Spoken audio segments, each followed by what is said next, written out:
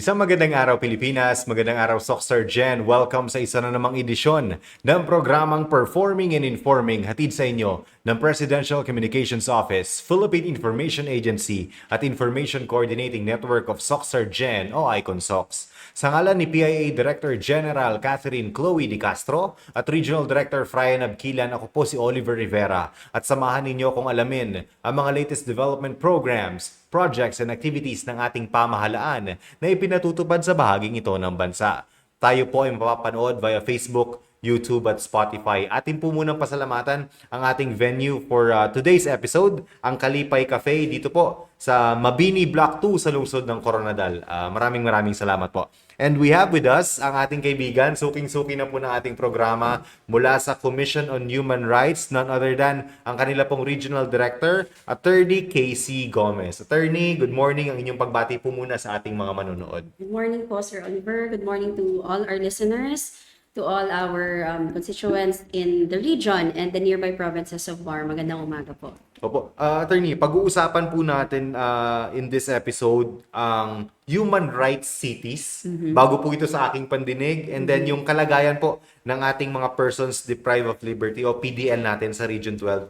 Base po dun sa pinakahuling datos or advisory na pinalabas ng inyong ahensya. Para po mas maintindihan po natin ito, isa-isahin po natin. Ano po yung human rights city?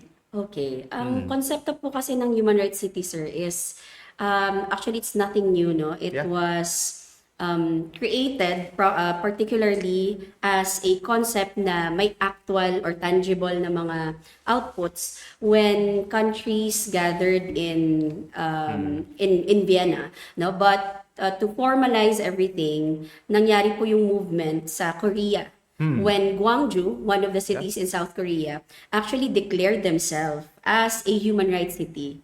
So it paved way for other cities and other countries to follow suit. Oo. So isa itong magandang project for especially for local government because Gwangju is kanilang version ng isang LGU sa Korea na sundin ng Philippines for LGUs not to be forced, rather to volunteer themselves as a human rights city. And for one to be able to declare themselves as a human rights city, meaning they are confident na yung mga tao doon ay participative in terms of policy making, that the constituents are empowered, and of course, nandyan yung mga policies or may mga ordinances doon na yung focus ay human rights ng tao.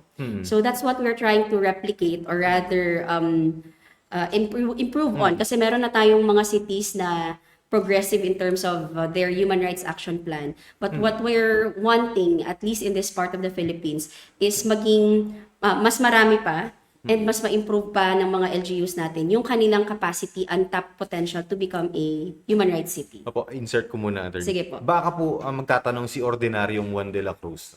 Para sa ordinaryong mamamayan, bakit po ito mahalaga para sa kanila? Maganda siya and may direct effect po siya to an ordinary Juan de la Cruz, as you said, because kung ang ating, for example, mayor or sanggunian Yes. ay nanumpa na gawing human rights city ang ating LGU, meaning to say, tayo po ay makaka-expect na yung mga projects nila, yung mga ordinances na gagawin nila, ay nakasentro sa karapatan natin. So for Yes. example, at this time, no, meron tayong crisis or meron tayong na-experience na problema sa oil and economic problem in general.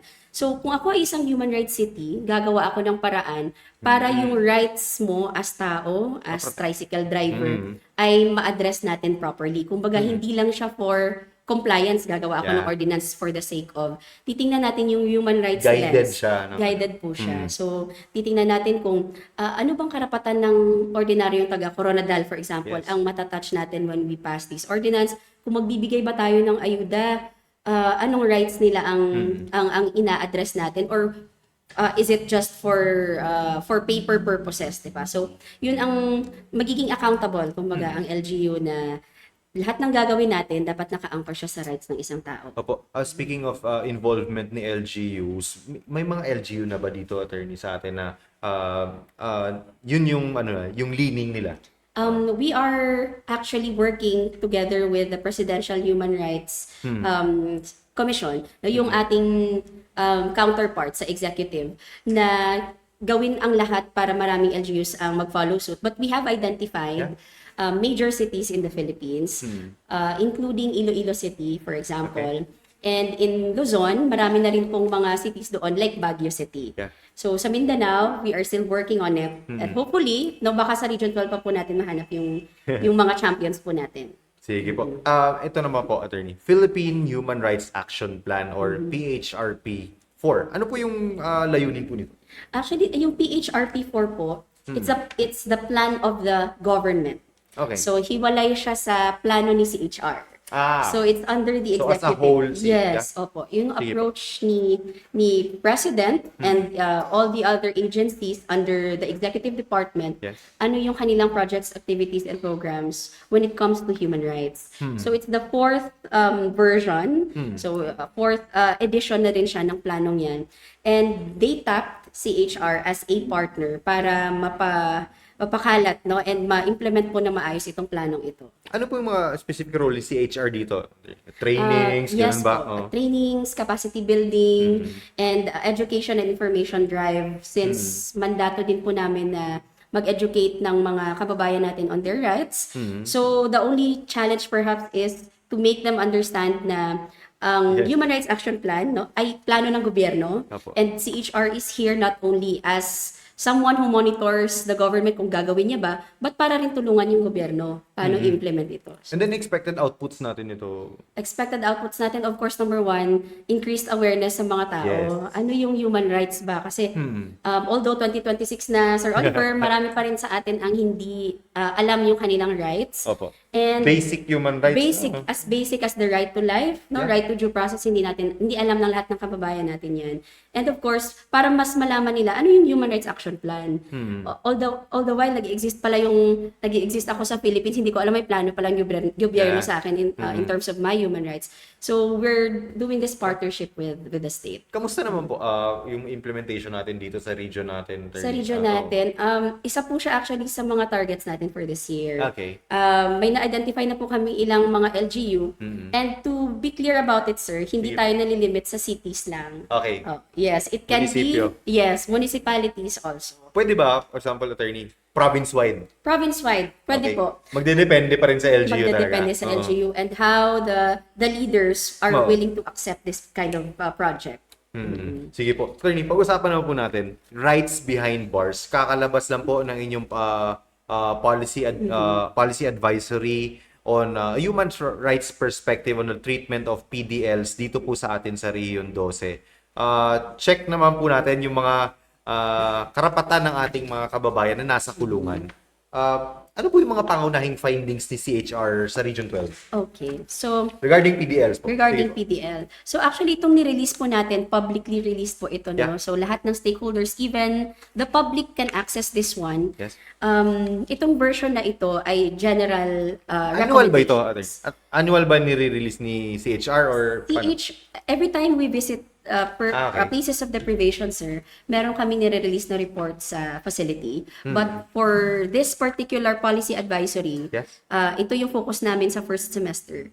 So, hindi annually na ang focus ng policy advisory ay PDL, Okay. but we regularly produce reports for the jail to check on. Sige po. So, as you mentioned earlier, Sige po. Isa-isa natin. sige po, mga challenges, mga findings po Findings natin. po. No? Major findings So, ang natin. unang Sige. finding po natin, sir, is masikip talaga sa jail. Yeah. May overcrowding tayong tinatawag.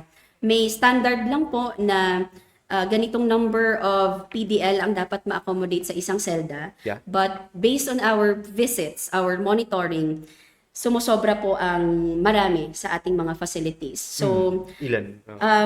particularly, we've identified in our report that 3 out of 5 district jails are operating beyond their authorized capacity. Okay. And even citing here that one district jail accommodates more than 7 times Oh. its intended population. So you can only imagine what Gaano kasikip. what other issues can stem from that problem. So, totoo yung mga kwento. Sometimes na may shifting lang, no? Kung Yeah. sino ang Sino gagamit ng tutulong. particular facilities. But not all jails, ito po yung gusto namin sabihin din, are encountering this kind of problem. So, we actually extend appreciation dun po sa mga talagang sinisikap na gawing maayos yung kanilang facilities. Only that, well, given so many factors, masikip sa maraming jails pa rin sa Region 12. Opo, clarify ko lang, attorney, kasi base dito, including BARM, Maguindanao del Sur is under your jurisdiction po, for this. For CHR 12, sir, kasama po ang dalawang provinces na Maguindanao, del Sur and Mainland. del Norte. Yes. And then meron din po, 4 police stations were also reported to be operating beyond capacity. Yes. So aside from the jail facilities, district jails, pati mga police stations? Pati police Yeah? stations po. Sige po. Because police stations are intended to be short-term lang, Yeah. no? Na pag-hold ng custody po ng mga PDL. But what happens in actuality is that may mga prolonged stay po ng mga PDL sa ating mga police station, and that results to overcrowding. So a lot of factors contribute to that, the speed of the hearing of the cases, etc. So yes, police stations are not exempt from this finding. Opo, dito naman po, yung mga recurring non-compliance in critical areas. Can you expound on that po, attorney? Ito po yung mga common amongst many of the jails that we have visited, no, cases of deprivation. So yung sleeping area, that's one, that's a common problem. Number one talaga Number yun. one Oo. talaga. And when you visit jails, they don't have the same concept as ours na private yung ating banyo. Yeah. So sanitation and cleanliness are problems as well. And also po yung ventilation, given the weather that we have now. Init-init ngayon. Ang Oo. init-init po, so you can only imagine how hot and warm it is inside a cell na limited lang din po yung ventilation. And also, yung sa, nakita po namin ito, no, yung disaster preparedness. Yes, dito. So Region 12 is not stranger to earthquakes and other natural calamities. Us in the government and the public, we are very familiar with earthquake drills, fire drills. Quarterly. Oo. Yes. Unfortunately, some jails, many jails actually, do not have such plan ahead, prepared for them. And if they have plans naman, they don't execute it as often as possible. Na, Or they do not conduct drills. Yes. Well, given yung security concerns po, no? But nonetheless, these are people that we still have to educate. Ano yung gagawin when it comes to, when it happens, when earthquake happens. So, yun isa nakita namin pong gap. Oh, isa rin pong major na nakita na po dito sa inyong policy advisory is the effect on health. Yes po. So, many persons deprived of liberty actually demand to have regular consultation with their healthcare provider. But of course, given the resources and given the schedule and limited lang po yung personnel na kaya mag-attend dito, hindi madalas, no? So, yun yung minsan, or madalas rather na nire-relay po nila sa amin, and including the female persons deprived of liberty. So, some of them are mothers, some of them have reproductive health concerns, which cannot be addressed by the healthcare provider na nasa jail po. Especially siguro, attorney, mental health concern. Mental health. Mental health. That's one of the major concerns na na-appreciate po namin yung mga efforts ng ibang jail facilities na they are very active in creating and crafting ways, creative ways actually, paano maaliw and ma-restore, no, or ma-address yung mental health problems ng mga PDL, because when you are inside, many things go on your mind. So it's really needed na bigyan din ng focus yung mental health po nila. Tsaka talaga dapat ang focus natin mga facilities isa sa health kasi madaling magkahawaan. Yes po. Yes, Oo. that's really true, no? Especially nung time ng pandemic. We can only imagine paano Sila, na-contain. walang social distancing. Wala po. It's almost impossible Yeah. to grasp that particular concept. And if you have ADCs, for example, ina-isolate naman po yung iba, but you're still confined in one space. So, malaki yung tendency ng hawaan. And then doon naman po sa in terms of food provision, kamusta Food naman po? Okay, actually, quite interestingly, yung food provision ay naging subject ng maraming kaso, no, na-encounter namin or lumalapit sa amin ang mga Opo. PDL, especially in recent months and in the past year.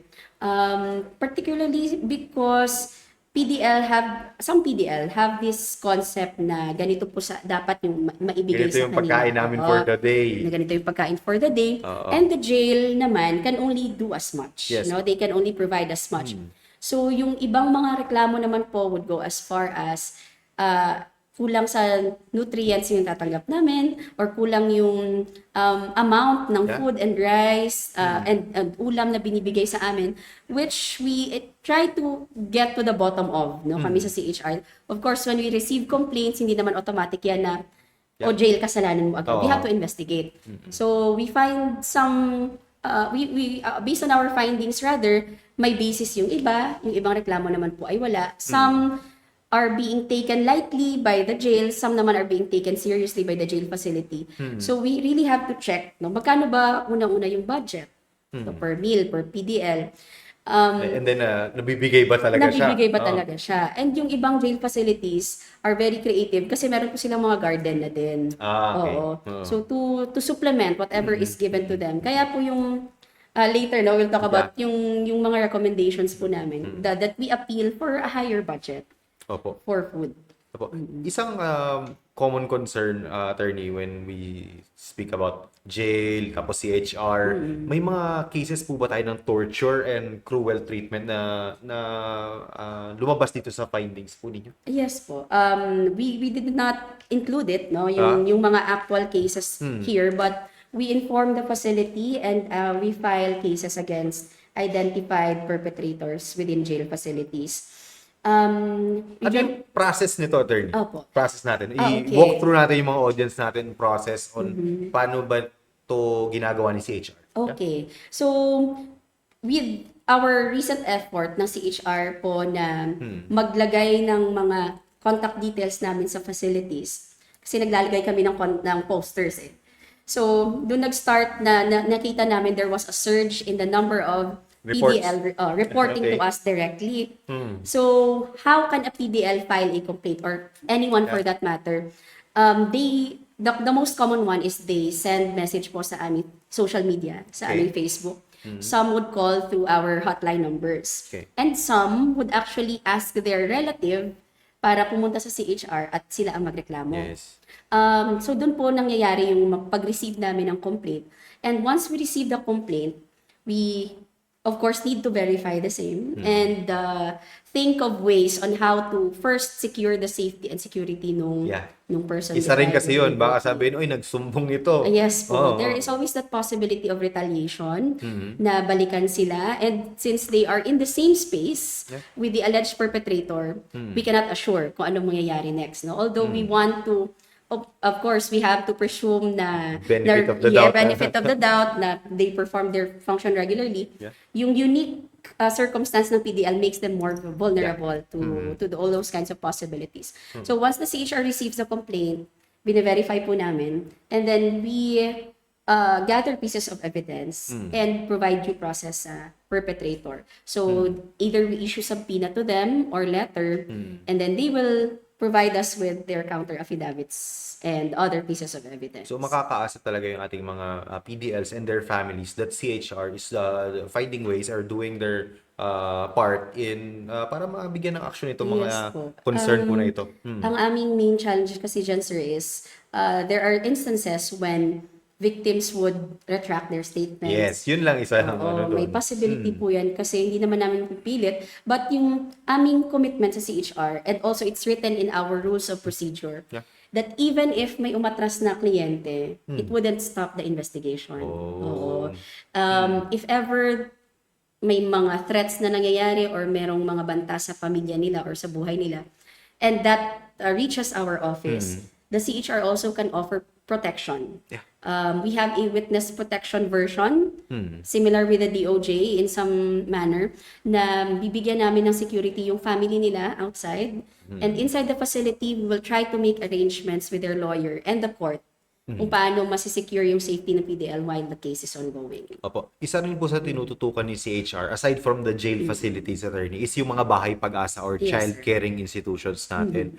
Kamusta naman yung sitwasyon dito sa ating mga ganitong mga facilities, custodial centers for CICL or Children in Conflict with the Law? So there are still LGUs, Sir Oliver, na wala pa rin tayong bahay pag-asa. No? Yun yung ating matagal na call, no, sa ating mga leaders. Ilan yung bahay pag-asa natin dito sa region? Supposedly po dapat one per LGU siya. Municipality? The municipality Oh. can, but ideally it's province. Dapat Okay. at least man lang probinsya. At least no? At least probinsya ay meron. But not all provinces, I will not mention anymore Yeah. kung ano yung mga provinces natin. Not all have a functioning Bahay Pag-asa. Okay. We have already talked with the responsible interagency committees like the Yeah. Regional Development Committee and others na mga subcommittees to address this need once and for all. Pero yes. manawagan natin dun sa mga LGUs. Yes po. Oh. How yung- important is this, attorney? This is Given, very di ba, marami tayong nababasa sa balita, nakikita natin nangyayari on the ground. More children are involved sa mga Yes. ganitong mga crimes. And then, Oo. wala tayong paglalagyan sila. Hindi sa kanila, hindi natin sila pwedeng ihalo. Hindi Right? po. Sige Yes. Mahalaga siyang bagay na i-address immediately, Sir Yeah. Oliver, because ang bata ay iba sa matanda. That's one major thing that we have to understand. Yung nuances na pag-address ng mga kaso ng bata ay iba sa kaso ng adult. So, crucial dyan yung 17 ka ba or 18? Yun Kasi iba yung mga mechanisms, iba yung mga tawag dito, iba yung mga dapat i-introduce na intervention when it comes to minors and adults. So, we consider minors not in a similar position Yeah. than adult PDL.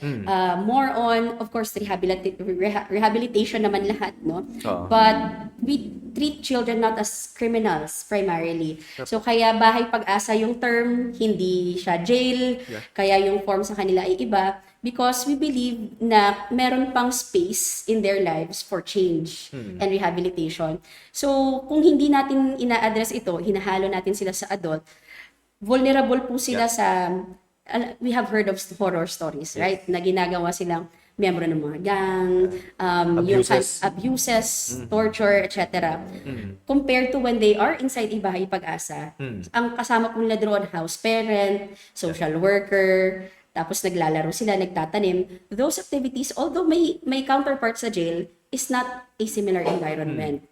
So, and Kamusta yes. po ang situation natin dun sa mga bahay pag-asa? Sa mga Bahay Pag-asa, we give kudos and talaga kami, tawag ito, all praises sa ating mga social workers because they are doing much more than what is expected of them with the little resources that they have. So, isa sa mga constant appeal namin, no, not only to the concerned government agencies, but to our lawmakers, na bigyang pansin yung pagtayo at pag-increase ng number ng social workers sa ating mga facilities. Kasi kahit gaano karaming bahay pag-asa yan, kung wala Pag kulang tayong ang mga tao. kulang ang tao natin. And then, situation dun sa mga bahay pag-asa, wala bang overcrowding? Or... It's not the most pressing Yeah. problem. The problem is more on the resources and personnel. Yeah. Yung- And then yung- support din, example, and support. food, mga Yes ganun. po. Because facilities like for example, I will mention, no, Sige. yung Marceline Foundation, na hindi naman sila gobyerno, sila brother, but they are doing the government's job, actually the Lord's work, no, on taking care of these children. So, we appreciate the help of the private sector, but we as the government should, it's a call Tayo dapat for ang us. lead. Dapat tayo ang nangunguna. Opo. Meron po mga recommendations dito, attorney, sa mga challenges na na-encounter natin. And then, ano po itong mga to? So, yung ating pong mga recommendation, ito naman ay... Sige, isa-isahin natin. Opo, general recommendations, although sabi ko po kanina, every after visit, kinoconfront, talagang kinoconfront. Talagang nakausap Pinapresent na namin. sa kanila. Yes, yung jail facility. Ito yung findings. Yes, Sige. ito po. In a civil manner, of course. Opo. So, as regards the overcrowding concern po, no, we Opo. call on the concerned agencies na budgetary naman nagsisimula lahat Yes. to, sir. So, when we give attention and budget to our penal institutions na mas malaki yung area and space for them, wala na sana yung problem ng overcrowding. And of course, yung the how we deal with each case, no? Kung may the lesser delays, the faster yung disposition natin ng cases. So, nagkakaskade yun na domino effect lahat yun. So, kung mabilis ang kaso, mabilis din yung paglabas ng ating mga PDL. Yeah. Same thing with Bahay Pag-asa. Ganun. No? Malaking budget. Budget. So this is more for the LGU. Yes. So panawagan sa ating mga governors. Na chunk of your budget, ilagay po natin dito sa mga facilities na Yes. ito. Or Meron allot tayong natin. Yeah. Mga commitment tayo that we are a child-friendly LGU. Yeah. So kasama na po ito sa Ongoing commitment ngayon, natin. evaluation ng LCPC. Yes. Tsaka yung mga seal of good local governance, kasama na din po ito. Opo. Doon naman, attorney, sa custodial healthcare systems, ano po yung mga recommendations? Opo, meron tayong mga healthcare personnel sa jail, pero there are instances when yung mga pangangailangan ng mga PDL are more complicated than the usual na na-encounter natin.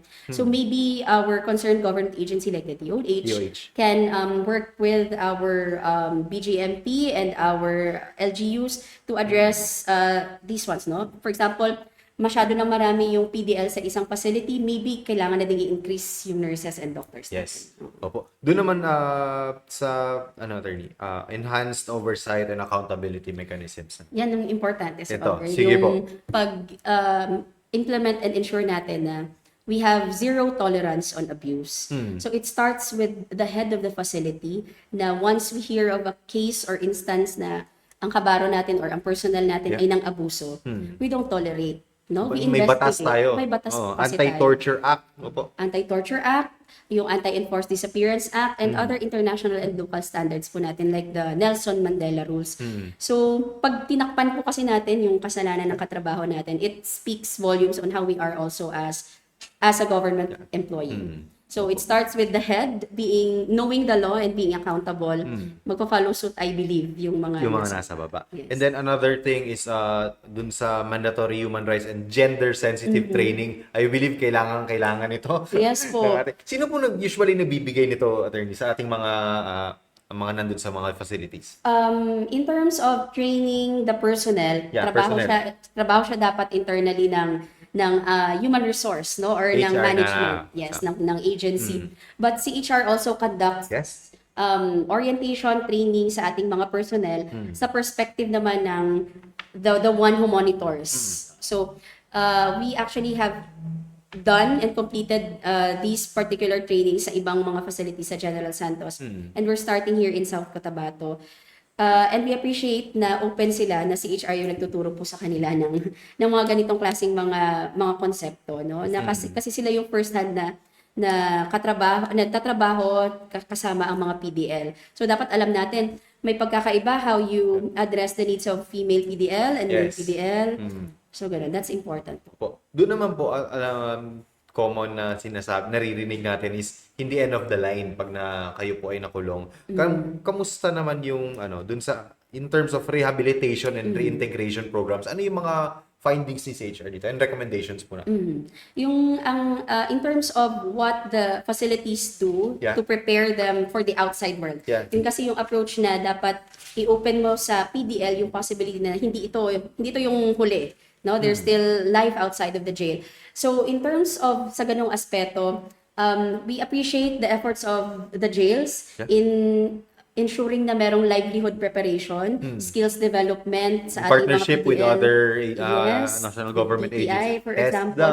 TESDA. So very active po sila, and actually nakikita pati si DA, DA. May mga farm na. Kung ano yung skill na meron ang isang PDL, and arts also. So we have seen some places of deprivation na ang focus nila ay to train their PDL to become artists, and very lucrative yung business outside of the facility. So yun po ang ina-appreciate naman ni CHR, no, yung efforts ng ating mga jail facilities. Sa ganung klaseng aspeto, wala masyado tayong nakikitang gap. More on the institutional problems talaga yung kailangan nating baguhin. Opo. Doon naman, attorney, diretso tayo sa concerned government agencies na po tayo. Napag-usapan natin kanina yung mga LGUs eh. Doon tayo sa concerned government agencies. Ano yung mga recommendations po natin? Opo. Justice sector. Justice sector. Sige po. Yes, justice sector. So we of course submit to whatever the court would issue and whatever it orders, no, kasi sila yung pinaka authority on that. But if we can recommend anything, it's to for us to be more aware siguro and conscious of the time element when it comes to Yes. handling cases. So kung ako for example yung abogadong nag-handle ng case, no, it is my commitment to do everything I can with as little time as possible, for example.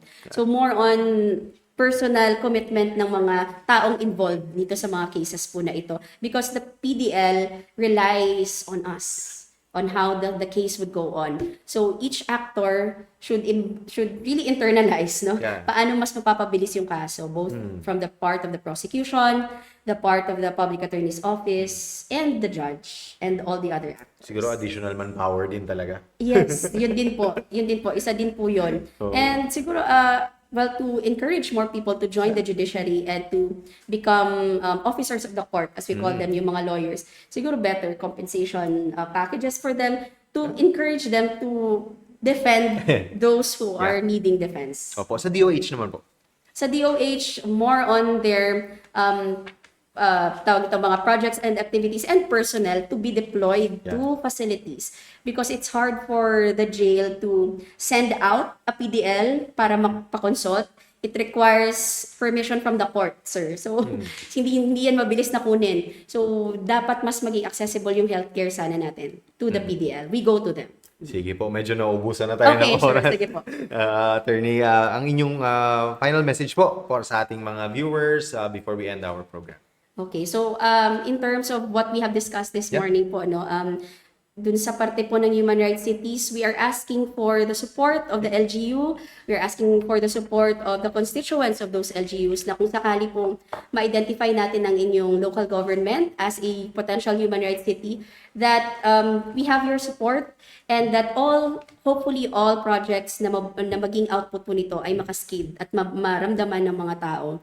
Paano, Yes. doon muna, tuloy kita. Sige po. Doon po sa human rights cities, paano sila ba pwede mag-apply sa punta sila sa CHR, For interested discuss? Yeah. LGU, sir, so that would be better. That would be easier for us when they approach us. So they can go to our office anytime or they can send us a communication and we can start from there. Yeah, we can start from there. Opo, sige po. So in terms naman po doon sa ating policy advisory on the rights of the persons deprived of liberty, ang gusto lang po natin maparating sa ating mga kababayan is that yung mga nasa loob po ng piitan are still human beings. So whatever they have done, no, meron kasing proyekto and commitment po ang government na pangalagaan din ang kanilang karapatan. And kami sa CHR, we're tasked na bantayan po yung kanilang mga rights.